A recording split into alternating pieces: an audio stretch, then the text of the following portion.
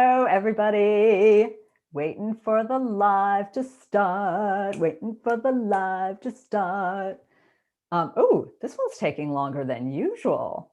I wonder if I'm actually live yet. Redirecting to YouTube. Hello, okay. Everybody. Wow, that one took a super long time. Okay. Hello. This whole every other week thing, I'm still not used to it. Hold on. Okay. So you know the routine. I'm going to wait until you guys all start walking in the room. But hello, it's nice to, well, see everyone. Oh, there you guys. Hello, Veronica. Okay, now you guys are going to start to come in. Oh, Everest, Washington. Wait, what time? Everest, Washington. Is that's 2 hours earlier? 3 hours earlier? Hello, Cheryl. Hello, Shannon. Oh, Portland. Oh, we got, so the West Coast is in the house. Montreal. Hello. Tell me where you all are from. Any East Coast in the house? Do we have any Europe in the house? Hi, Susan. Hi, Judith. I always like to see Nina from New York City. How's my city? How's it going? Michigan, Oklahoma, Florida, Massachusetts, Texas, Tennessee. 11 o'clock on the West Coast. Okay. Except for, hi from Australia. Ooh, Denmark, it's 8 o'clock. Ooh, Nyack. I love Nyack. I am competing with Amy Coney Barrett. I'm not. I'm really not. I'm not competing. Oregon, Canada, Vienna. Wow. Louisiana, California. We have an excellent contingency here today. Yeah, so the West Coast thing, is anyone here from Arizona? Because my dad lives there now, and it makes me crazy trying to remember. They don't change their clocks. So we're, Austria, not Australia. We're 2 hours apart in some of the year, and we're 3 hours apart in the other. Japan, 3 a.m. Oh my God. Luckily, we have a very entertaining guest today, so that should keep you awake. Well, hello from literally all over the world. It's so nice to see you guys. I'm trying to be more professional, which, clearly I'm not. So I'm going to say that thing that I'm supposed to say at the beginning. Don't forget to subscribe to my channel so you get notifications when I go live, and hopefully you'll enjoy today. So, give me the old thumbs up. And remember, I'm on the every other week schedule now. So the next guest is me, which is going to be revealing everything about Affinity, the video sweater class, because that bad boy is going on sale on Sunday. That's right, this Sunday. So make sure you subscribe to my newsletter because y'all will get a coupon code. So remember, that is for Affinity, the unisex garment, 12 sizes, pullover, cardigan, and Affinity Junior, the kids version, 4 sizes. Anyway, oh my gosh, you guys are here from, oh, Chris, you're putting me on TV? That's so exciting. So I'm guessing some of you are not here to see me at all, which is fine, because you might be here to see my adorable, adorable friend who, she might be one person, she might be two, it's unclear. So let's welcome them both. Laura Nelkin, woohoo! And we don't know whether Lola will appear or not. Oh, Lola's totally here. She's all okay. here. I already had someone on Instagram say, I don't have my coffee.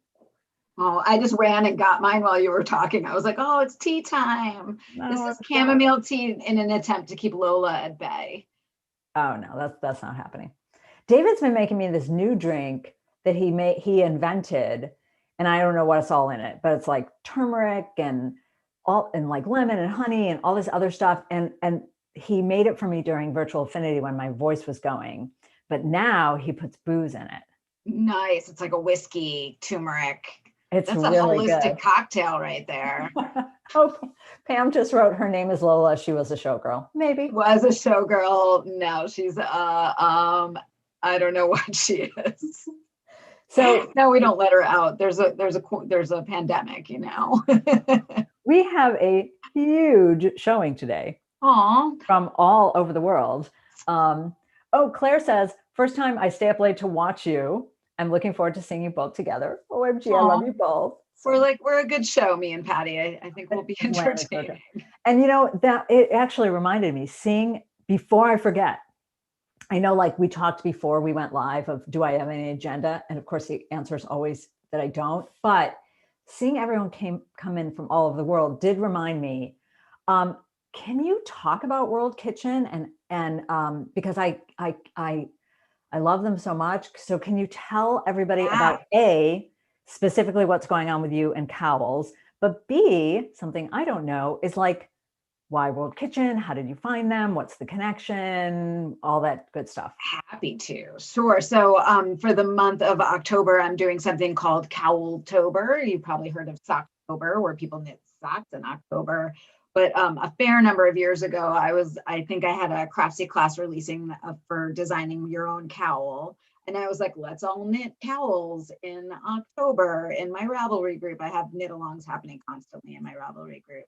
So I decided to do a Cowltober for this month, and I've been really wanting to do an action that is not about like me and my business, but for somebody else, like some kind of fundraising effort. And for the last few months, I've been looking for the thing that made sense to me to do. There's so many different choices we can make with fundraising. And I went and looked on Ravelry, and I realized that I had over 40 cowl patterns, like designs available for sale on Ravelry. And I was like, what if I highlight a pattern a day for the month of October, and then we all knit along in my Ravelry group on cowls? There's 40 days in October. No. So not all of them are going to be available. I chose 31, and there's actually 2 new ones coming out this weekend that are like reimaginings of other designs. So they're coming out for Rhinebeck and yarn that's available at Virtual Rhinebeck. It's like, I'm like you, Patty, and that I don't do things simply. Like, why don't I just design a pattern, release a pattern? I always have to have like, then this is going on, and then you could do this over here. So part of the Cowltober is when Kat Bordy passed away, right before she passed away, she released her cable cowl pattern, whose name I'm going to forget, but somebody in the comments will remember right now. A bunch of people are knitting it in my RAV group.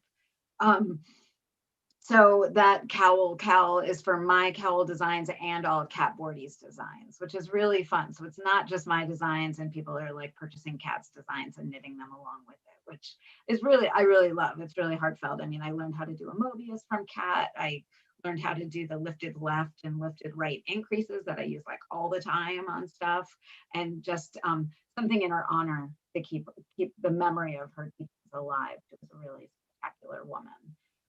Anyway, I haven't even gotten to what World Central Kitchen is.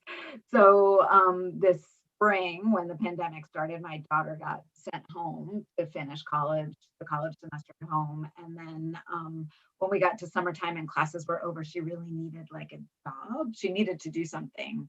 And she ended up getting a job at our Or you super needed to get her out of the house? I super needed her to have a job, and also she needed to have a job. It was like both of us together really needed her to have a job.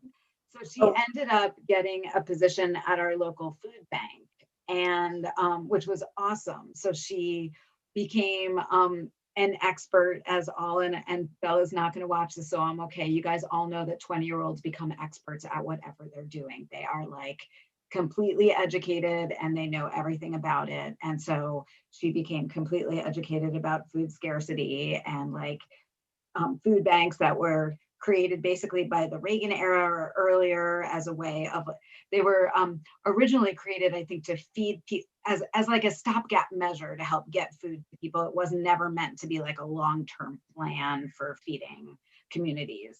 So lots of education we all had about food banks. She learned a ton. And somewhere during the summer, I heard about World Central Kitchen, and I found out the incredible work that they were doing during the pandemic to put restaurants like mobilize restaurants to give people jobs who had lost their jobs completely, and then also feeding people hot meals in neighborhoods. It was like neighborhoods feeding neighborhoods. And what they really are is just an organization that is so nimble, like they're not bogged down in anybody else's, like the government's rules of how you do something, or like food banks that become very bogged down in like corporate sponsorship and like what the government says they can or can't do. And World Central Kitchen has just taken the idea of that people should eat if they are hungry, and we can feed them, and we can all do that for ourselves. And I think they've served like 30 million meals in 400 different cities around the country since the pandemic started, which is amazing. Well, and then they do, all the natural disasters. So so they do all the, I mean, it started by, so you see, I wrote some notes because I'm like the worst. So Jose Andres started it after the earthquake in Haiti. That was like the initial time he got going with it, where he was like, we need to go help there, and let's figure out how we can like use resources that exist in Haiti to help feed people in Haiti. And he used, like, we talked about this on Instagram, that he works within a community to see like what kind of foods are they going to want to eat, like what are they used to eating, what's going to be nurturing to them, right? Not just like what do I think they should eat, which is really cool. And that's what we were instant messaging about this, or DM, like why does the name of messaging have to be different for every platform? No, you DM me, like whatever. I just talked to you. Yeah, we were talking to you on Instagram, whatever. That I went to his book signing for oh my God, I just blanked on the name. Oh, vegetables, which has one non-vegetable recipe anyway. But like one of the recipes is made with garbage. It's about cooking with compost, which is crazy. But in the book signing, he told about the history. And this was like a couple of years ago, and I really didn't know, this was the first time I was learning all about this and about how they've got it down to this incredible system. They have people that are like monitoring the weather systems. So they're tracking hurricanes in like a more sophisticated way than, most cities. Well, they've got their eye on where there might be a crisis, so they can mobilize quickly. Like they already have a plan of action in case they need it, which is awesome. It together so fast. It's crazy. Yeah. And that when they first started, he, just went and he like cooked his food. And then he found out like, oh, but no one eats this. They like this in this area. So then that became really important to him. And I loved that detail about like training all the chefs to like, no, this isn't about you. And and what you feel like cooking. This is about these people and what they want to eat, Yeah. So I was really excited when I saw you doing that, because I think he's like, he is Nobel Peace Prize time. Oh, agree.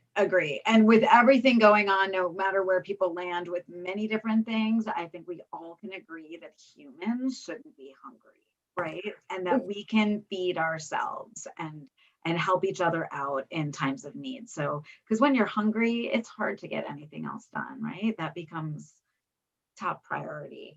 So what I'm doing for the month of October is that all proceeds from all my cowl sales are going to World Central Kitchen. So when I highlight a pattern, it's 25% off for 48 hours.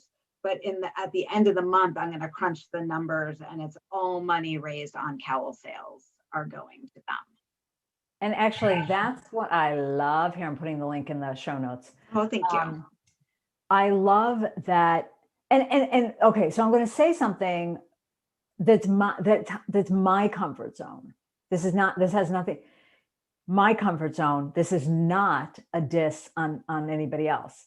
My comfort zone is, if I'm going to do a charity fundraiser, it's just going to be 100% of the proceeds. So all the stuff that I did in the first 2 months in quarantine, when every week I launched a new pattern, and that was 100. Only because, and again, my comfort zone, and honestly, probably my paranoia, no judgment on how anybody else runs their business, is my own paranoia is I don't want to have to worry or feel like, oh, people are going to think I'm just doing this to like drive people to to my pattern store, you know, if I say Right. like, and 20% of the proceeds. So part of Yeah. that is my own like overthinking and assigning, you know, bad thoughts to other people, No, which are probably not there, but yeah. I think it's because you're very aware. So I very much subscribe to that. And I am my hackles are up for woke marketing, right? And it's not that my hackles are up for that in our industry, but in general, when somebody's selling me something, if they're telling me that 5% of sales are going to Planned Parenthood, they're still making 95% of sales, right. right? And And even if it costs them 50% of that, you know, I'm a business person deep down inside. Even if it costs them 50% of that to like make the good and get it to you, they're still profiting 45%. And that's the icky feeling of feeling like I'm profiting off of a tragedy. Yeah.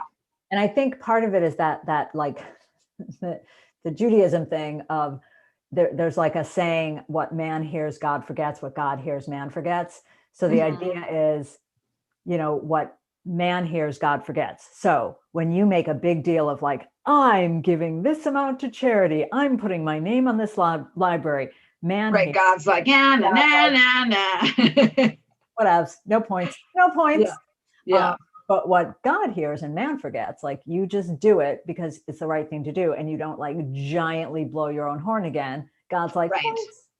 Yeah, I know. I've gone back and forth with that with Cowltober, like saying how much it's raising, because on some level, the goal is to raise more for them, right? So I want to share that. I But think then it on gets the other hand, am I centering myself in that well, action? no, because to me, I think that's putting the focus on you, the buyers. Look how what a wonderful, Right. Like, look what you guys have done. Yeah. Yeah. that was weird. So it's sorry. So it's opposite of centering yourself, because it's not look what I did. It's look what you did. You guys, thank you so much. You're freaking amazing. Yeah. And feel good about, you know what I mean? Does that make sense? It does. I did a fundraiser for Neighborhood Fiber Company, had the fund that Karita started. And I did a fundraiser for that in June or July. And what I did for that was match everybody's buy. So there were 3 patterns, 100% of proceeds, and I matched that, and that felt good. The cowl thing is going so well, I'm not sure I can afford to match it, which is awesome, but it'll certainly be kicking in, you know. In a way, you are matching it. And this is what I mean by that is everybody that buys a pattern are people that then later aren't going to buy that pattern. Right, because they already bought it. Yeah. They already bought it. So that's a lost sale. So that is. Yeah, I agree. Yeah. Are those words? No, those were words. And I've had some people email me and say, I already have all your cowl patterns, because they're kind of like, I guess they stash my patterns, which is awesome. And I'm totally thankful. And they've just been doing donations to World Central Kitchen and then telling me how much they're donating. So I can kind of like add it to the total to have an idea of what was donated like for this project. And it's really fun to do. It feels, did you just read something sweet? Yeah, just that because I think it was in response to me saying it's Nobel Peace Prize. Yeah. Yeah, and people like Lisa said, he definitely is. I'm so lucky that my kids took me to his Northern Virginia restaurant for my birthday. Aww. And then Jennifer said, I think everyone knows you ladies know how generous you both are. That was very sweet. Very sweet. Thanks, guys. You know, I was a little torn about sort of outing this one organization that I think might be a scam. They seem to be trolling Instagram looking for, you know, influencers, whatever, 10,000 people and over, that have used the hashtag BLM. Okay. And so I got contacted by this Instagram account, and I went and looked at it, and it was like, I can't remember the name of it. And I'm not going to say it anyway, because I'm not sure whether or not you don't want to throw them any light. Right. And they said, we're looking for influencers to support our brand. The name was something that implied merchandise made by people of color. And, she said, we donate a portion of all the proceeds to Black Lives Matter. And so I contacted and I said, I don't really ever do affiliate work. Cause I get emails all the time. Like, hi, we're looking for an influencer to, like, the other day, it was diet drinks. And I'm like, no, never going to happen. Sorry. And then another was a beauty brand. And I'm like, clearly you've never gone to my Instagram account or my YouTube channel where I don't wear makeup and I don't believe in the beauty industry. So that's going to be a hard no. Right. But I said, I don't do influencer stuff, but if it's for charity, I'd like to find out more about your organization. And I said, but can we move this to email, because I'm an old person and I like business things done on email. So here's my email address. So if you could email me your where's the merchandise made, who's it made by, and your tax information, the percentage of the actual, just saying a percentage of proceeds doesn't say anything. Like, what's the actual percentage? Yeah. And then I got a response like, great, so your affiliate code is blah blah, and I'm like, so once again, I wonder if it was a bot. And it was, and finally I said, like, or is this a bot? And she's like, no, I'm a real person named Rachel. And I'm like, Rachel, you're not reading then. So once again, and I said the whole thing again, and she just kept with and your affiliate link is this. Yeah, she was a bot. You get X amount of dollars of each sale. And I said, okay, I'm blocking you now, but they have 1.2 million followers, which means people are really buying these t-shirts and stuff, thinking that this money is going anywhere. Well, and I mean, did you hear about with the Black Lives Matter movement? There was a GoFundMe set up that wasn't even for Black Lives Matter. Like, people were searching GoFundMe for Black Lives Matter, and this thing popped up and it raised like tons of money, but it wasn't actually for it had nothing to do with the Black Lives Matter movement. I didn't hear. And it ended up getting shut down and money was returned to people. But like, this is me like talking to everybody. You have to be really careful. Like, anything you read it twice and stop and think before you like do any giving, and make sure where you're giving and who they actually are. It's really important. I'm really especially in this day and age. Like, this time is all about misinformation, Yeah. And like, sorry. After every earthquake, and there's been so many, but I thought GoFundMe was better about. I think they didn't catch it. I think it just didn't get caught. I think things are happening so quickly, and they did catch it and money was returned. Like, it was dealt with. Because that was everywhere in New York City. Everywhere. After 9/11, there were so many, like millions of dollars went to scam charities after 9/11. It was not very good. What I don't like about this time now is, I don't know if everybody else is like this, but I automatically think negatively about things until I do research and then think positively about them. Like, I'm skeptical of everything. But do you know the movie, The 12 Chairs? You're making me want to knit, even though it's from a chart, and so I have to pay attention. Do you know the movie, The 12 Chairs? It was Mel Brooks's very first movie. Was that an Arthur Miller play? No, it was Mel Brooks' first movie. No, okay. 12 Chairs is a Russian novel. Right. Okay.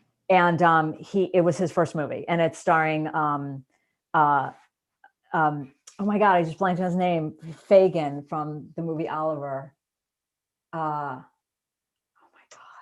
And then there's no world this is coming out of my brain. You're never going to get it out of there. And most beautiful. Oh my God, my brain is totally broken. I have to go to Internet Movie Database. Someone had to stop drinking the cocktails, Patty. The star, he became famous for Dracula many, many years ago, but more recently, star of Frost Nixon. He played Nixon. Oh my God. This is not trivia night. I'm not like, that's not what my brain holds on to. That my mother's not even trying. But anyway, he's so young and beautiful in this movie. And then Dom DeLuise plays a little. And why are you bringing up this movie? Because the theme song of the movie was how I was raised. It was my family motto.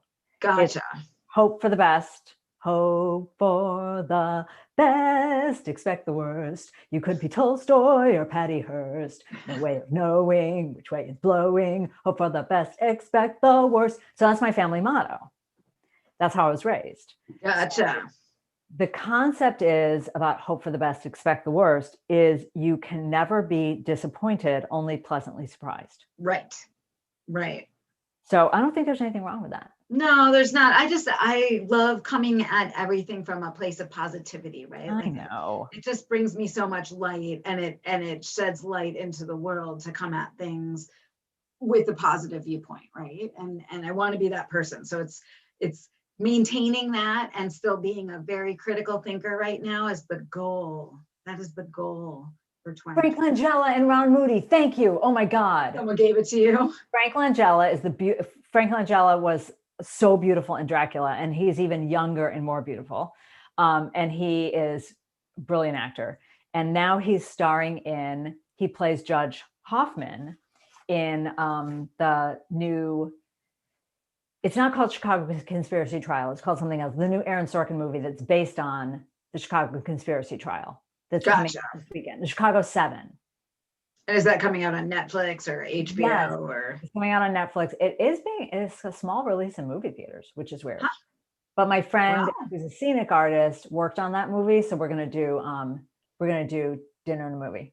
Nice. This weekend. Which are you doing any Rhinebeck activities this weekend to celebrate? I don't know what. So, in true like last minute fashion, first my plan was like, oh well, I should do a Rhinebeck meetup, like in my backyard with my fire pit, and maybe I'll just throw one together. But of course, I didn't declare it, right? Like name it, advertise it, do anything. So then I haven't even looked at the website. I did the teacher training for them. I trained their teachers for the workshops. Right. But I don't have any set plans. Do you have any? Do you have any set Rhinebeck plans? I got a few plans. Somehow they've like come together. Talk to me. Well, a bunch of years ago, I designed a sweater, Artichoke French, that was part of Isolde's Rhinebeck book. Which also has last year on my blog, I put a recipe for Artichoke French up because the Artichoke French people stopped going to Rhinebeck and everybody was missing Artichoke French. So I was thinking if I can get it together and I need to go buy artichokes, that I might try like an Instagram live, make Artichoke French with little like craziness in my kitchen. That sounds fun. That sounds fun, right? And then we could all make Artichoke French together and then you could watch me eat it, and I can't wear Artichoke French because I don't have the sweater anymore, but I have the hoodie. So I could wear the hoodie. I know the integrated mitts, the ninja cuff sweater. No, what about the mittens? Are you forgetting? Oh, I could wear mittens. I mean, I've got a mittens, hat, hoodie, sweater. I have a whole line that uses that artichoke stitch. I like. I know. What are we doing here? I like the mittens.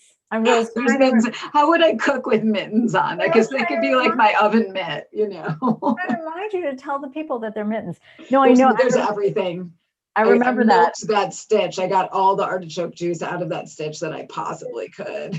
I remember that about you. And I remember years ago, I told you that like, you're my hero for doing that. And it's still in my brain, even though I haven't done it, but like in my brain, I want to do that. Like when I work, I did it a little bit. You inspired me a little bit because I had the Hudson Valley, this like cable. Oh yeah. That beautiful lacy cable. Yeah. That was like a thing to design. So I did have the Hudson Valley hat, mittens, and carton. Oh, good. Yeah. So I did that. This is a Laura Nelkin inspired situation. And it's not, when I'm doing that, it's not that I'm milking the pattern. It's that the stitch is so fun that it's applicable in so many places. And there's so many like details that could be added, like finishing off the mitten beautifully, or like turning the edge of a hat. I think it's really fun to do. Like once coming up with stitches is hard. Right. You know? This one I agonized over. Yeah. So there's another, the stitch that I did for Gramercy Park, which is a sweater I did years ago for Twist Collective. I really like that stitch. And I keep thinking like, I gotta do a Laura Nelkin situation on that. Right. And then this stitch that I did for a tank top for Vogue was originally, it was one of those things where, you know, you do a pattern proposal and it was like, it's a seamed raglan 3/4 sleeve sweater with a scoop neck with the lace pattern in the body and stockinette sleeves. And Trisha's like, I like it. Could it be a V-neck front and back tank? And you're like, oh, let's take that and put that there. Right. So I've been meaning to have that one come back. Okay, so maybe an artichoke cook along. Right. Maybe an artichoke cook along. I don't want to make any promises, but I think that would be really fun and easy to pull together. And then on Saturday, kind of creative fiber group that I'm in the Ithaca area rented the pavilion down at Taganic in Trumansburg, where I live. We didn't say where I live. I live in upstate New York, in Trumansburg, outside of Ithaca. And Taganic, which is the highest waterfall east of the Mississippi, is in my town. That's and one at the base of that, it like enters into Cuga Lake. And there's a pavilion where people get married, and we rented that pavilion because it's like open air, and there's a fireplace in the middle of it. So we're gonna go there and have like a fiber swap. I've got a bin of yarn I'm psyched to get rid of, and we're gonna hang out there. You have like natural live, right? And like be all far away from each other. I know I just made Patty have a sad face. It's the first plans I've had. Like I haven't been doing anything. And that feels totally safe to me and like right up my alley. And then Saturday night, the people I'm normally in a house with for Rhinebeck, we are having a drunken pretend we're sitting around Julie Beth's dining room table for 7 hours event, which should be pretty good. And then Sunday morning, Max is making me wake up at 7 or 6 in the morning to drive to Baltimore to see Bella. So that'll be a fun drive. Because I'm just, over the bridge from the fairgrounds, I'm mulling over just like driving over there and taking a picture of myself. The trees, yeah. By the Welcome to Rhinebeck sign. And but like I'm also launching Affinity this weekend. So right. Just madness. It's madness of the video editing and I don't know. Right. But it might be nice to like just go have a drive, get away from the screen, have the windows down, get some fresh air. There won't be traffic on the bridge.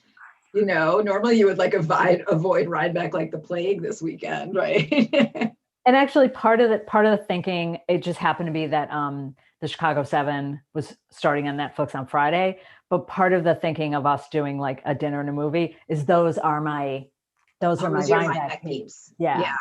So like Zanti and Michelle, we've shared a house together for years and years and years.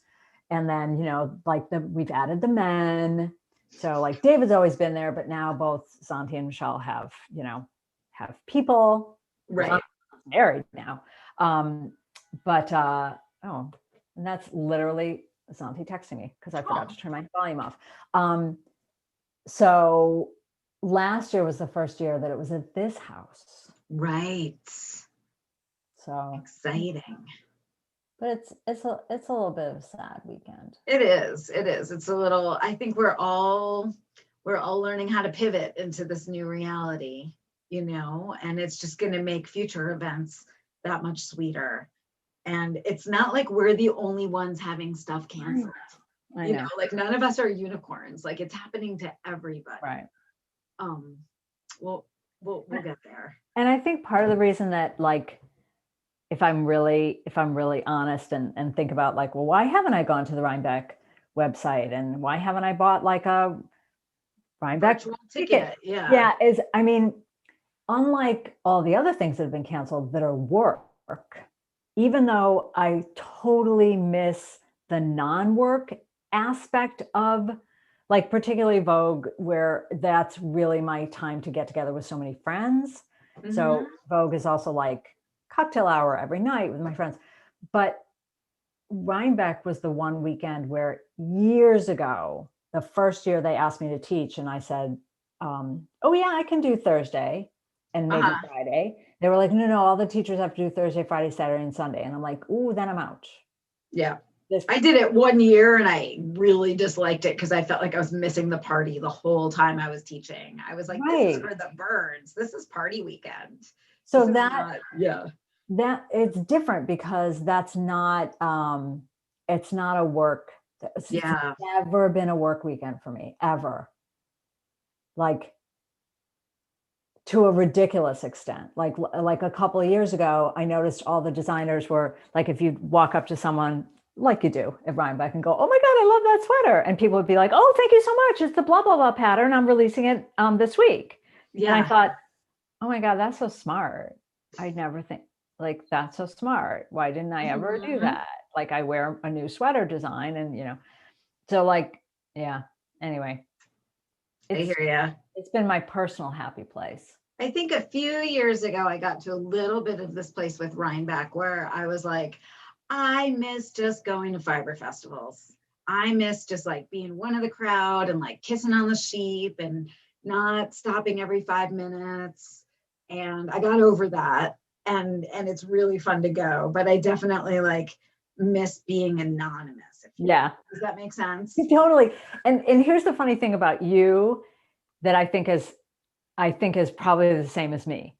So there's a level of well-knownness. There's a level of knownness where like only a handful of people know you, and it's like a fun treat when someone says like, oh, are you Patty Lyons? And you're like, what? Oh my God, I am. Then there's a different level of knownness. And then there's a different level. So when last year when I was at Rhinebeck and I was doing my meetup, and then I ran into Stephanie and I ran into Stephanie Pearl McPhee, and like I witnessed for the first time, we're chatting, because we're friends, that I would see people go, Right. and then when Steph left, then it was the same as always, where like I take 2 steps and someone's like, I'm sorry to bother you, Patty. And I realized like Steph is the level where no one wants to bother her. Right. And yet they're whispering about her, which is like, oh, it's all just a tiny bit awkward. And it's all knitting, right? Like it's knitting. Oh my God. Chris says pivot is the word of 2012. It really is. If there isn't a knitting pattern named pivot, there really ought to be. Or virtual. Somebody Google that. I don't want to knit a virtual. Kelly says, I just moved to NYC and was hoping this would be my first Rhinebeck. Fingers crossed for next year. Next year, Kelly, we're there. Next year, baby. There. Oh, I have a giant plant like Laura's. I think she might be New Mexican in her heart. Do we know what it's called? Because I got it at my Amish market and it was this big when I got it. It was part of like a little sedum. You buy those like little sedum garden trays and they have like all these different plants in them. And then I just keep replanting it. I think it's like 4 or 5 years old and it is really happy. Okay, so we need an ID on this bad boy. Oh, Lee says, I'd love a collaboration between you two. Aw. Something. Remember years ago when you asked me and I was like, I can't even wrap my brain around that. Like I just couldn't, I couldn't see it. We can revisit that. I know, because I think you were wrong. I totally was. Yeah, I think it would be awesome. Like, cool. You know what would be amazing? We could go on a cruise. No, I'm never going on another cruise. I mean, it's like disease vector for me. No, for those people who have taken my gauge class and my sweater, many of my different sweater classes, your name comes up a lot because of the side to side construction, right? So I bring you up in every gauge class when I'm talking about row gauge versus stitch gauge. And which matters more. With the exception of, if this is your cast on, this is your bind off. And then I always say, like my friend Laura Nelkin, she does side to side knitting, and in her pattern, she's very specific in her guidance about the importance of row gauge and what you need to do and blah, blah. Then I also talk about you in the ease class. But anyway, it would be so fun to do some kind of sweater where it was like coming at it from different angles, where it's like, I'm doing a design that's bottom up. You're taking that same concept and you're coming at it from this way. Yeah. Like it would be fun to have like different constructions of the same thing. Right. Whether it be stitch or shaping. That would be totally interesting. Kirsten Kapoor and I one year did this really fun thing. We were at a Loopy U retreat and we both bought the same skein of string theory blue stocking. and we like in the exact same color. And we were like, let's just, we no deadline. We'll both just release patterns in it. And they came out like so completely different. And it was really fun for like multiple designers to have the exact same yarn and then just like see what you do with it. Or what if I went to an art exhibit once, now I'm trying to remember because I'm going to screw it all up. Was it in the Bowie exhibit? It was a bunch of people, I'm totally going to screw it up. It was sketching on the phone together. So they were talking on the phone together. And they were trying to like read each other's thoughts and sketch each other's thoughts. And it was amazing, the similarities of what two people privately. Right, totally not in the same room, not looking at each other did. It was really wild. So like some kind of blindfold design situation. Right, like that creative connection. Looking back to a plant ID. No plant ID yet. Okay. Guys. Oh, wait, no, here. I think it is a euphorbia of some sort. Because I have euphorbias in my garden. This one certainly isn't like Northeast perennial. So unless there's like for like a southern zone euphorbia, it's very cacti. Like it's got spiky bits. You guys want me to tell you like things about my plant? Yeah, Lola loves it because it has many phallic symbols all over it. Did I just say that out?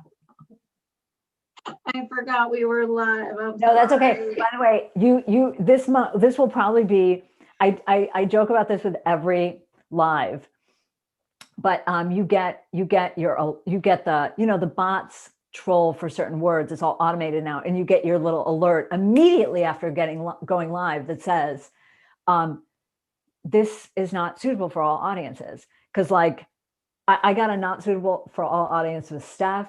I think Bristol might have dropped. Did she drop the F-bomb? I said bull once. This is bull. And that got you the little censorship thing. Yeah. It's just, it's not censored. It's that you're not, it's marked not suitable for all audience. Well, we'll see what YouTube thinks of my plant. I think it's going to be okay. Freaky Geek says, so it's a naughty plant? It's very naughty. Oh, have you tried the Seek app, says Jennifer.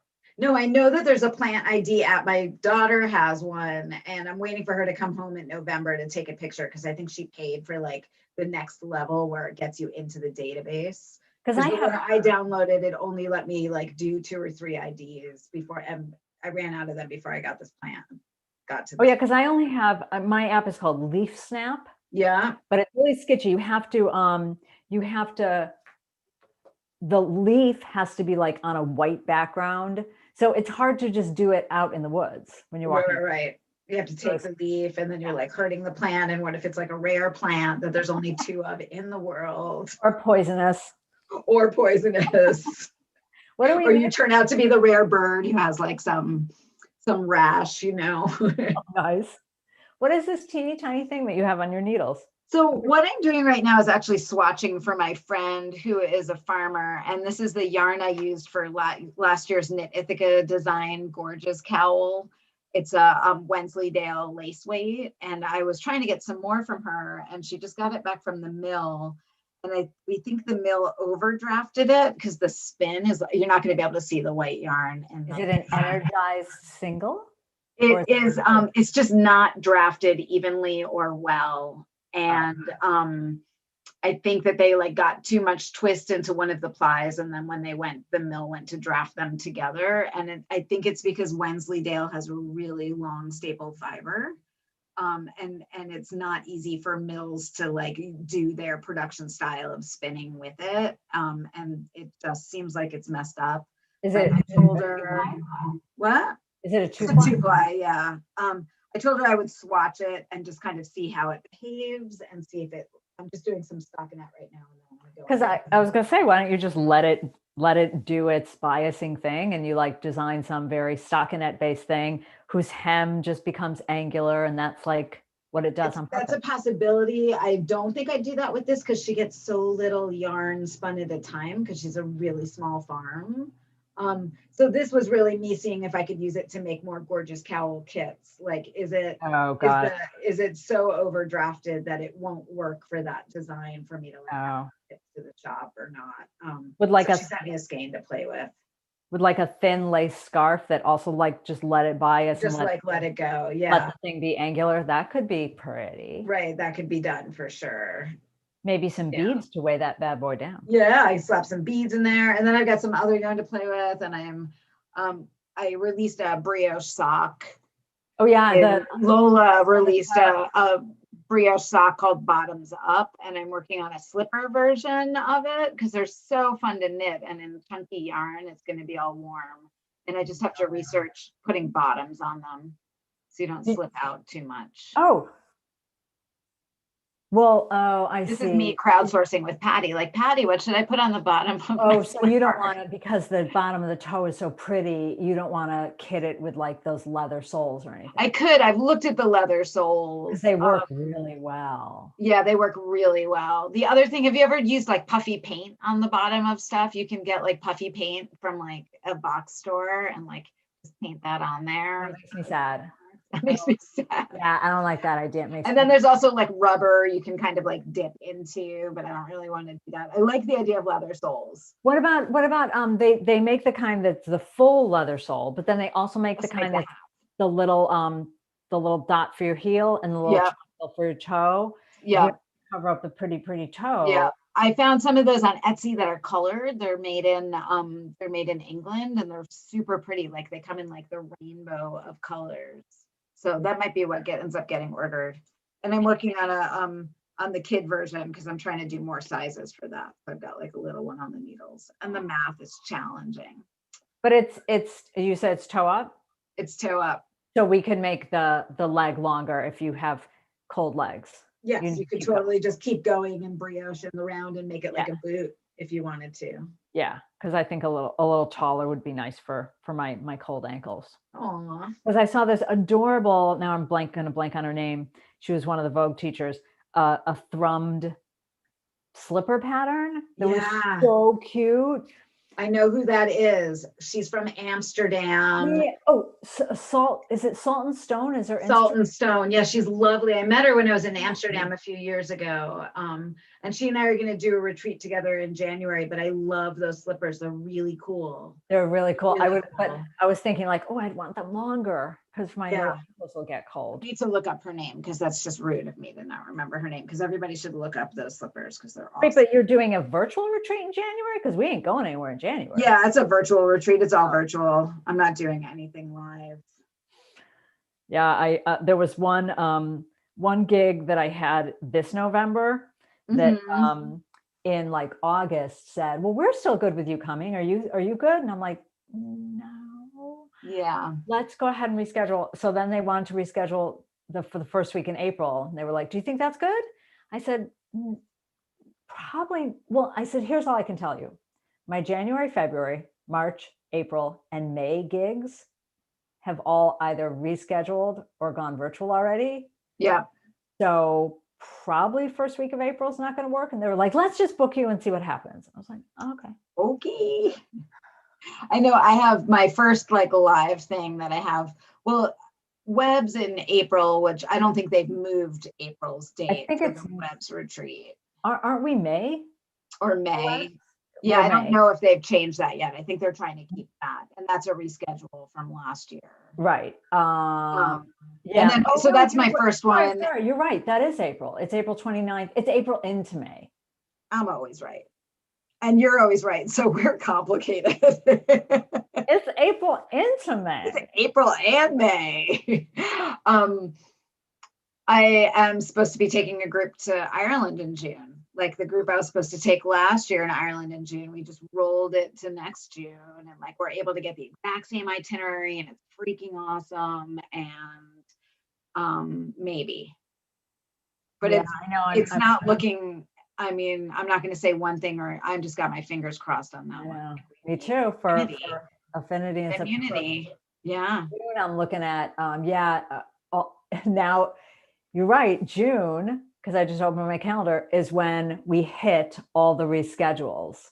Yeah. So that's when I've got my reschedule for Cloud9. I have my reschedule for the Houston Fiber Festival. That begins all the everything. Yeah.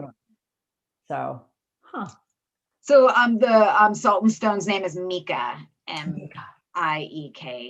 She's the one. awesome. She's really lovely. She's the one. She posted the cutest picture after the teacher training, because I think it was either her first Vogue or her first like virtual teacher thing. She posted a picture of it was a tripod, but she had it lying down flat on a stack of books because her tripod didn't have a head that did that. So it was lying down flat on a stack of books, and it was weighted with all these boxes of pasta. So I said on Instagram, like, so what happens if you get hungry? Is that dinner after the show? She's like, exactly. The second the show is done, it's pasta night. It's pasta time. And I'm like, can I come over then? Totally. So what's your virtual retreat in January? And is it open for registration? No, that one's not open for registrations. It's with the woman from the Peace Fiber, the yoga Peace Fiber, which she does the knitting in Maine retreat in September. That's a new owner for that one. Yeah, she's a new owner. So she's trying to do monthly retreats. And it's not, so I've been avoiding, so Knit Ithaca, which is my yearly retreat, I'm going virtual in November, and I've been avoiding calling it a retreat. Although the way I'm structuring that one, I'm hoping it feels like a retreat a little bit. It's more like a learning, like that one in January is more like a learning weekend. It's like classes. I saw your lineup, and I think my lineup for November is different. I think you should call it a retreat, and I understand where you're coming from, but I chose to call Affinity a retreat because it wasn't just classes. Right. Like game night and fashion show and cocktail hour and teacher Q&A and like event, like there were evening events and there was virtual shopping and the farm tour, and so it was things that brought it beyond. Yeah. And I have a similar number of things, activities going on that make it really about being together. I think you should call it a retreat. I saw your schedule. I saw the idea. Cider tasting Friday night with my friends who run a cider orchard, and people have been like purchasing the ones who want to purchase cider have been buying it ahead of time so that they can take part. It should be quite a fun weekend. And I finally got good internet out here, so I'd been like avoiding doing anything until they ran fiber on our road. Yeah. Like 2020 for being such a hard year. We painted our house and we got fiber and we have a miscrossed cable right there. No, I just got to, I pearled when I mentioned it. I just got to drop that down and fix it. Carolyn, when will Affinity registration open for next year? So I don't know that it necessarily will, because I have like 35 people on the wait list. So there were, after this thing launches and I get through this, I'm going to go through the wait list and the cancellations for 2000, because everyone that was booked for 2020 got transferred over to 2021, but some people had to cancel. So I do have like a handful of openings, but I'm not sure that we ever will open registration. Oh, because you'll go with the wait list first. I have to honor the wait list. It's not fair to transfer the registration and not transfer the wait list felt not fair. Yeah. So, I don't know if it is that going to be September of next year, September 9th. Yeah. Excellent. Knit Pub says I miss Ithaca with a little. Oh, Ithaca will be here. It's not going anywhere. With a little. Freaky Geek says, question about the virtual versus in-person. What are the pros and cons? That's a big question. That's a good question. What do you think? So virtual is very accessible as long as you have internet, right? You don't need to travel. You don't need to put on pants. You don't even really need to, most people don't put on makeup. I put it on because I can't quite not, but like, You can just come as you are. I've been hearing from some students that they're loving virtual classes because it's easier to see what I'm doing. So instead of being in a classroom where my body might be cheated in one direction or another direction, it's a camera on my hands, right? And I had just prior to this started using a camera in class so that certain demos were happening up on a screen for people to see. But I had always like had people coming up to tables. And the other thing about virtual classes, which is interesting, is they're quieter. See, that's what I was going to say. That surprised me. I've taught with a camera on my hands for years, so that hasn't been very different because I've always taught with like 30 or 40 in the room. Right, and then you need to do that, yeah. But I've been getting so much feedback about the lack of distraction of just like people whispering and, you know, that then you have that whole thing of like trying to, you know, not kill someone's buzz of like they're there enjoying their class with their friend, but they're also like bothering the people around them. It's really hard to navigate as a teacher. So there's that balance. Then there's the people that take over that well, they don't for me because I won't let them, but that try to take over the room where they do that. I have a question. Right. So when I do the blah, blah, blah, blah, blah, what I do is blah, blah, blah, blah, blah. And what I find works really great for me is I blah, blah, blah, blah, blah. And then center. And then I always say like, oh, sorry, I don't want to miss your question. So you said you had a question. I don't want to forget to miss that. They're like, I just want no, that right. So there's that. Yeah. But the price thing and the accessibility thing is what I've heard a lot because I've had knitters come to classes that that can't travel because they're in a wheelchair, that have hearing issues, where they have no problem with the Zoom classes because of their headphones and their devices, but in a room. Yeah, it's impossible. Yeah. Or they have someone to take care of at home. Like a lot of people have someone who's counting on them at home, right? Or so many different reasons that makes it really accessible across the board. What you don't get that happens at retreats more than big events, I think, is that one-on-one camaraderie with other knitters where you're like making new friends with other knitters. So I think that's what both Patty and I are trying to create in our online events is the opportunities for those connections, because I think it's what we're all craving. And that's why I really do think you should call yours a retreat when I saw your lineup, because the thing that made me happiest about the like post-show survey for Affinity was people saying that they really felt more like a retreat. And the most important feedback that I got that you may have is that it was too late for me to pivot and figure this out, but to have a lounge open at all times. Right. So between classes, people could go and maybe have a couple so that they're not logging on to 150 people there, but like you hang out with, you know. We have some organized, I worry about lounges not being moderated. And I don't have like a staff to be on the lounges while I'm doing something else, but we have nighttime lounges that are just happening. So, and those I'll let go until I'm like falling asleep at my computer because they're super fun. Well, and I did those. I just left the room open, but like, yeah, just the ability for the knitters to get together, not necessarily with you there. Right. Just to, you know, bond amongst themselves. Right. Oh, yeah, that was a good comment. Someone said to be able to see people's pets. I really do love that. Yeah. So one thing I miss is I am not very good at buying yarn online. And typically when I travel, that's when I find new yarns and I touch yarn and I see color, and then I'll order it online, like once I know what it is. But I'm missing that like in-person exposure to new fibers. Can't you reach out to folks like I can, but it's just not the same. I know. I just like to see it and touch it. But and also see what other people are knitting, right? Like that, because it's so tactile. I mean to send you the actual yarn. Yeah. Oh, and I totally can get the yarn. Like getting yarn's not an issue, but I love seeing it in person. So I think it's good to like talk about both ways, why they're working and like what we miss, you know? Right. So.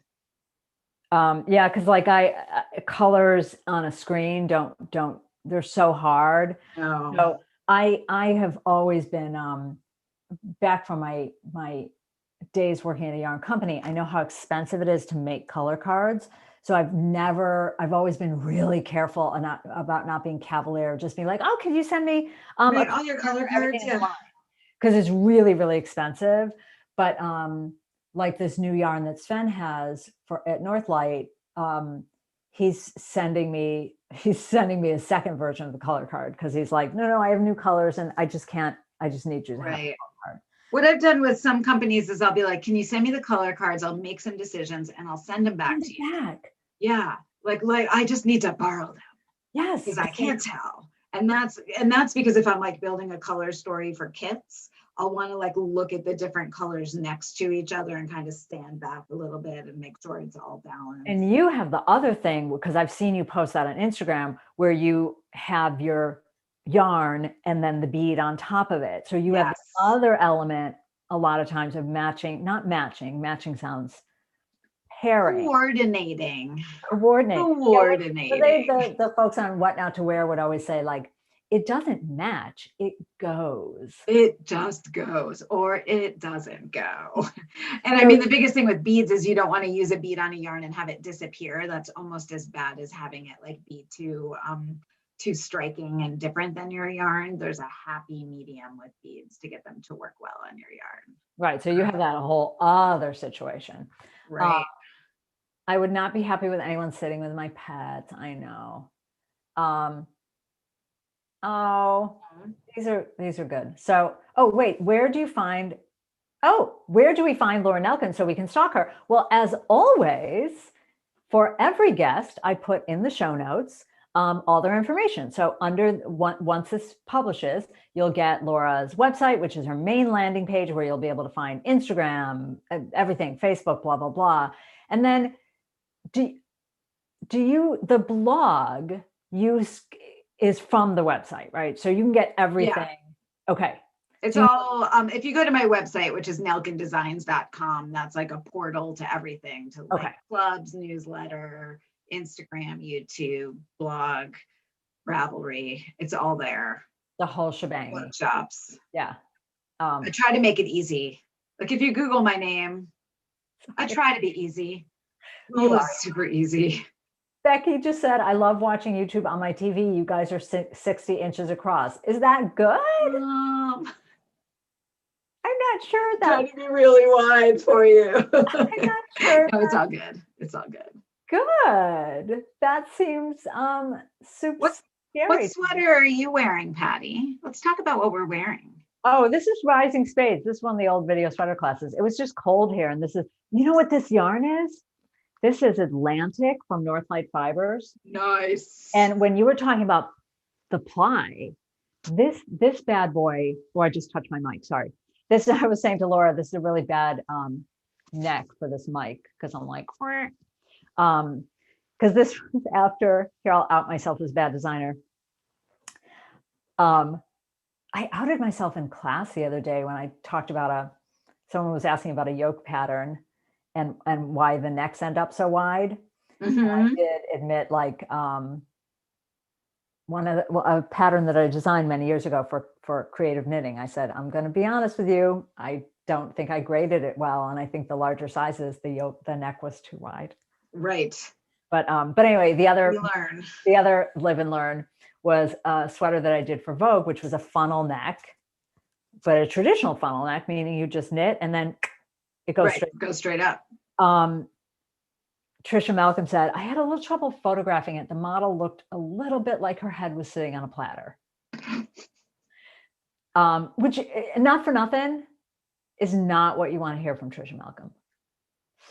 She's going to be my guest in a couple weeks. But so this one is funnel neck, but I don't know if you can see. Yeah. I'm like leaning in. Short row shaping. Right. Which is why build it up. Yeah. Which is why the neck drops down. Yeah. But Atlantic, I don't know if you've ever worked with this yarn. You know how when you take a yarn and you take it out of its hank, if you hold it, like that, most yarns we'll just like have a little, Mhm. just a little bit. Not this yarn. Huh, it just falls right down. Perfectly balanced to the extent where your blocked gauge and your unblocked gauge are exactly identical, like no blooming, no. Right. And he told me about how they do it. It's very purposeful to make this. They put so much thought into how their they yarns. spin and ply. And it's a lot of extra work because sometimes things have to go through more than the way they do it involves it going through everything more than once. So Right. it takes quite a bit longer to make a single hank of Atlantic, but it's, oh, you should try it. Is it, what weight is it? Is it DK or sport? Well, or? so they call it, do they call it worsted? It's, you know, Northlight Fibers and Long Island Yarn and Farm were two of my vendors. And I thought it was really interesting that they had the sort of opposite thing with their yarns, which is Long Island Yarn and Farm will tell you, like, I call this worsted, but it really knits up more like an Aran. I call this, you know, this is DK, but really it knits up more like a worsted. I think Atlantic they might call worsted. I think this knits up like more like a DK. Right. Because I'm actually looking for a DK to do another shrug like I'm wearing, but I have another construction like directionality I want to do with it.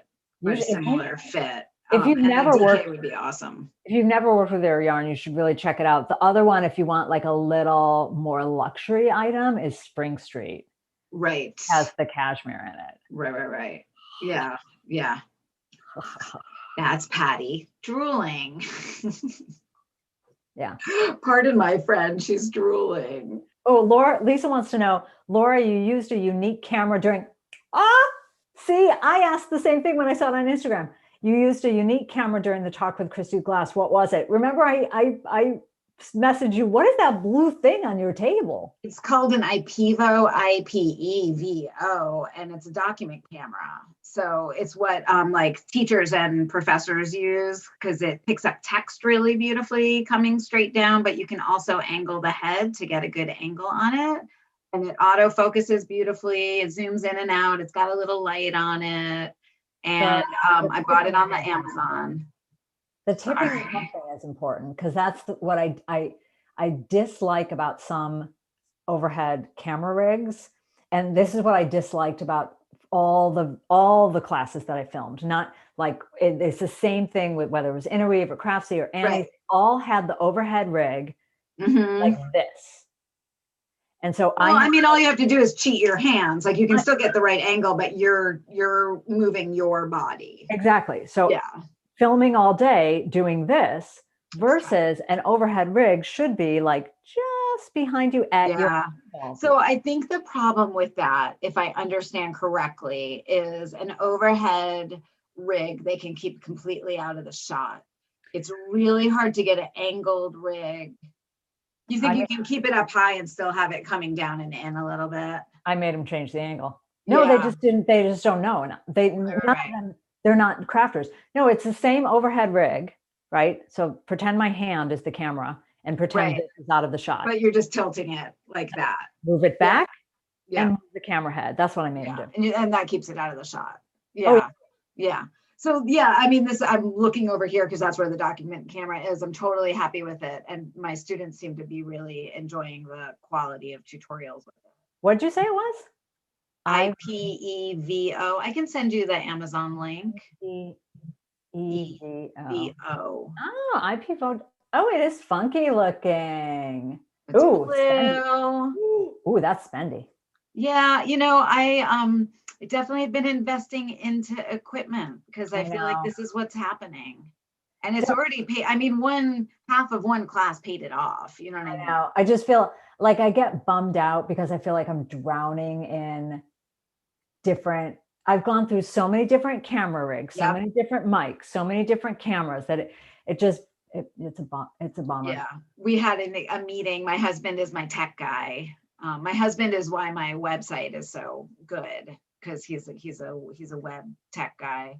And we had a meeting at dinner last night about camera equipment. And he wants me to set up a studio and stop with this every time I have a live thing where my whole office gets turned upside down. I know. I can't recreate it, and then I can't walk any. Like if you guys could see what it looks like outside of this tiny corner I'm sitting in, it's kind of insane, So he wants me to like set up a space, and we actually probably have a space we could do that. And I want a real camera, not like a Logitech video Right. camera, like focal point thing. Right. That's all research, and I'm committed to whatever I buy being like the thing and not having it be obsolete in 2 months. I know, which is so hard. I mean, and I tried to do that. Like, I don't have, right now, I'm in my guest bedroom. Yeah. So obviously, like, can't have guests. Can't have guests anyway. So that's kind of convenient. Yeah. At home in Brooklyn, I actually hired a video consultant to try to help me with how do I figure out how to take this 8 by 12 foot office and set it up. I need to be able to set it for filming and strike it. So these two lights, they were meant to always be able to come down and go back in my closet. Eventually, I ended up never taking them down. I would just shove them in the corner. But what we never did was deal with the overhead rig. That was the big issue, because there's like, do I mount it to the ceiling? Yeah. Or do I have a big giant boom mic? A boom thing? Because like, Marley, she built a legit studio in her basement. In her basement, yeah. But some of us live in New York City. And that's not a choice. Yeah. An apartment where that's not happening. Yeah. But she's really convinced me, although I haven't done it yet. I haven't listened to her yet. Like you said about like buying the equipment that's going to be your equipment. Right. I've been doing everything through my computer. And she's like, it's more work on the editing, but once you get past the learning curve of the editing software, filming from 2 legitimate real cameras where you take the cards out, put the cards in the computer, lay the 2 lines, one on top of the other, then make your cuts of when you go, is better than live switching. It really is. And I agree, because that was the issue with, some of the filmed classes, is they insisted on live switching. And then you'd look at the cut and you were like, ooh, but that really should go to can we go to the overhead camera? And they're like, no. Right. There's no, because that's not an option. Yeah. Because it's all edited. Yeah. It's live switching as you film. Yeah. So what I've run into is I have 2 cameras, because I do a bunch of I don't do all my own photography, but I do a lot of it. One of my cameras is the last Canon that didn't have autofocus and video. So it won't work for video, and it's a perfectly fine SLR Canon high-end camera, but I just bought it like just outside the window of continuous autofocus, which you need for a camera to see your hands focused. And then my other camera, which is my travel camera, which is this little Olympus Pen F, which I love, does do continuous autofocus for video. I love the quality of video. It doesn't have an input for a microphone. Oh, see, that was the problem with the I don't know if you remember it was an Olympus, that red camera that I had on the cruise. Also the same thing, no mic. But the other thing that I learned from, this is so, oh my God, I'm just realizing like you and I should just have cocktails and talk about this. How boring is this? Are you guys enjoying this? Because Patty and I are. It's going to be the last thing. And then like, we should probably go. So this is the last thing. So when I hired the video consultant, because I paid, a lot of money to have a video consultant a couple of years ago. Actually, it was only a year ago. It just seems like a couple of years ago. It was a million years ago. It was March of 2019, but it seems like a million years ago. One thing he said was, and he was like, what do you like about live switching? Like, talk to me about, because he was trying to push me towards real cameras. And I was like, well, I like, first of all, I'm looking at a monitor. I'm always keeping my hands in focus. Like I hated filming with all those companies where they refuse to give you a front monitor, where you have to like, and then your hands go, whatever. And he's like, okay, so what you need to look for, and this is my tip for you, are real cameras that work with an iPad app.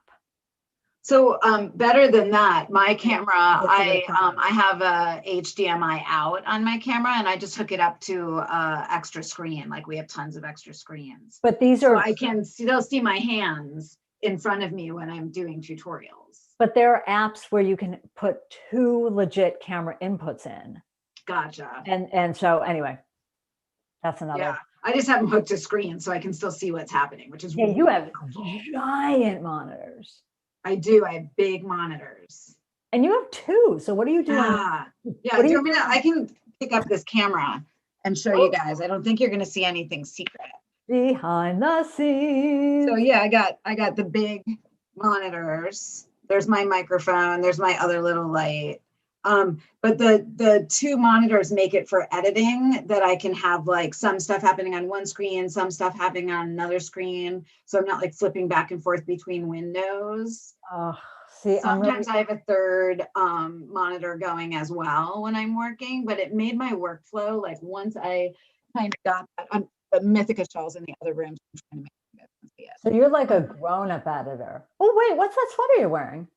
Oh, I'll tell you about it in a second. Now that you're standing up, that's so cute. I don't know that one. The angle right. Sorry, I just had fully a squirrel moment. Squirrel. So workflow wise, it just made everything faster. And it's because my husband's a software programmer. So he has like 4 screens going, and he was like, how can you work with one screen? And one day he like bought this armature and just set it up in my office. And then I had it. And then I was like, how could you live without that? See, you're so lucky. I mean, I do have a I'm copy lucky. editor as a husband. So Yeah, yes. We all have, our husbands are all value added.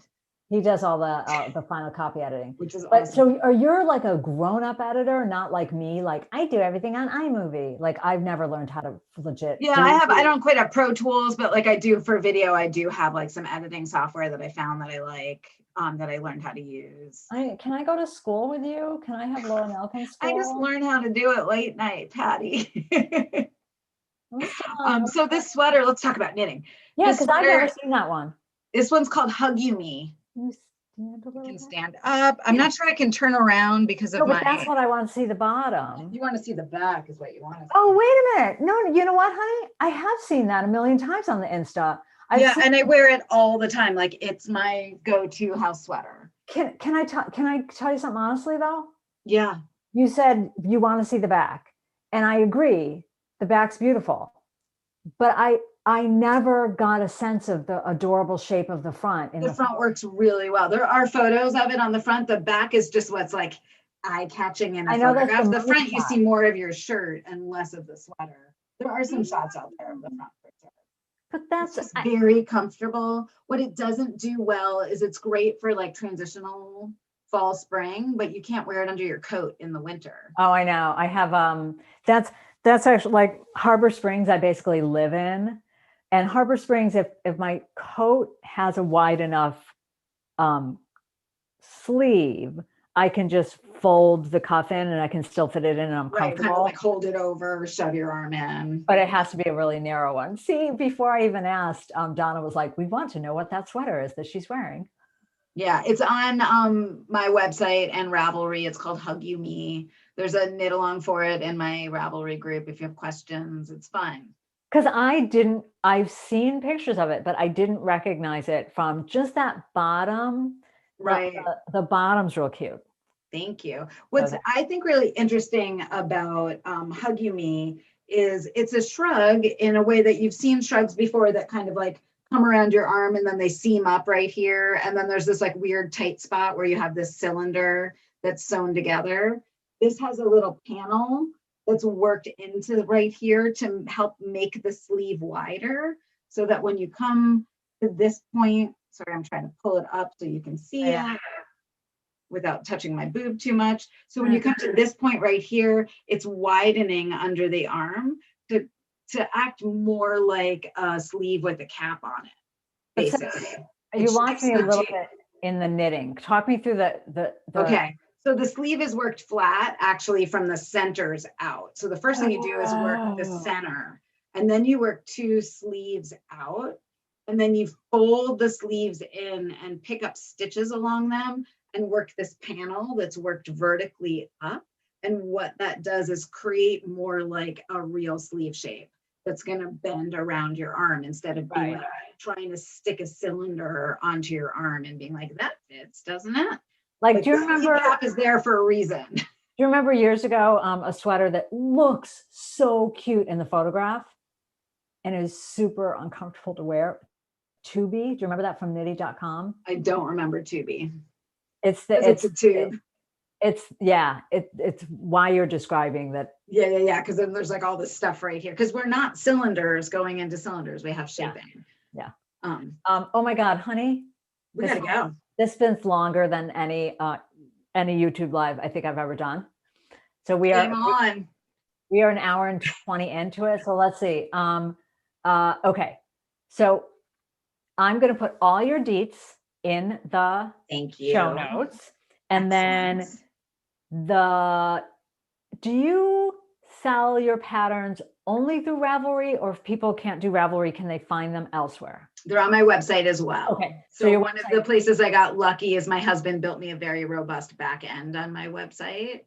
And I'm able to duplicate over from Ravelry. So they're there as well for easy browsing. Okay. So still the website is your main dealio. Now, do you have, because I have my new e-commerce site because of the whole Rav thing. And now I have to deal with paying someone to custom make me a add to Ravelry library button. Do you have that one? Do you have that yet? So what my website uses is the Ravelry shopping cart. So all of my sales still go into one place, but it links to everything in Ravelry. So it's still like totally integrated, but it's a different experience for shopping for anybody who's not comfortable being on Ravelry. Okay. Yeah, I need it. And that makes it simple for me. And I do have clubs through my website. The only thing that I do like third party is my kits are up on Etsy. Just because all of their tools for like running promotions and sales and like keeping track of inventory and shipping, it was easier for me to separate that from clubs than to try to have like all my products on my website. But it's still on your website. Like it just linked. Yeah, it's still linked from that. Yeah. Okay. Freaky Geek says, take care all. I missed most of it. That's okay because there's so much to listen to afterwards. There's going to be a lot to catch up on. Just so you know, the way, I don't know if you've done one of these YouTube live dealios, but all of these comments and the subtitles, they take about an hour and a half to publish. But then if you check back later in the afternoon, you'll be able to find everybody's comments. Yeah, I do YouTube lives as well, but I've never had guests on. And maybe I'll have Patty on one of mine one day. I thought your logs were recorded. They're half recorded and half live. They're as the spirit moves me. I have no rules. I have like no schedule. I just really like do stuff as I'm like, I'm in the mood. What am I in the mood for? Got it. I always thought they were recorded because like you're outside and there's sometimes they are. Sometimes it looks like daytime, but they're going live at like 7 o'clock at night. Yeah. Sometimes they are. Oh, Sue, so happy to see you both. Great afternoon. Oh, good to see you, Sue. If you want to see a little example of Laura's photography, many years ago, just put Laura Nelkin's name into the search engine of my blog, and you will come to the blooper reel of our photo shoot and a little story that I write about Laura, who called me, I think, the worst model in the history of modeling.